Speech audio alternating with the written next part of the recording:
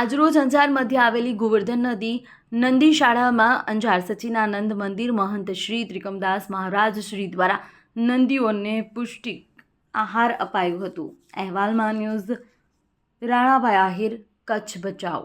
राधे राधे। जय गौ माता, जय गोपाल।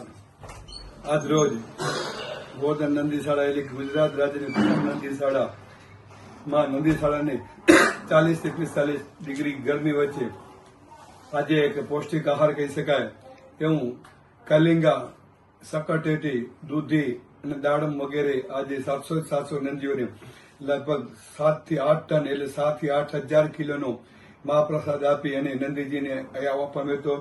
એનાથી વિશેષ કરીને જે ઉપર ફુવારા હોય ગરમીને 45 ડિગ્રીને તાપમાન નીચે લઈ આવવા માટે 10 થી 15 ડિગ્રી એવા ફુવારાની પણ શરૂઆત 2 દિવસ પહેલા કરવામાં આવી હતી અને આજે આપણે જોઈ રહ્યા છીએ કે કારિંગા, સકરટેટી અને દૂધી વગેરેનો પ્રસાદ નંદીજીને આપ્યો હતો। વિશ્વની પ્રથમ નંદી શાળા કહી શકાય જેને।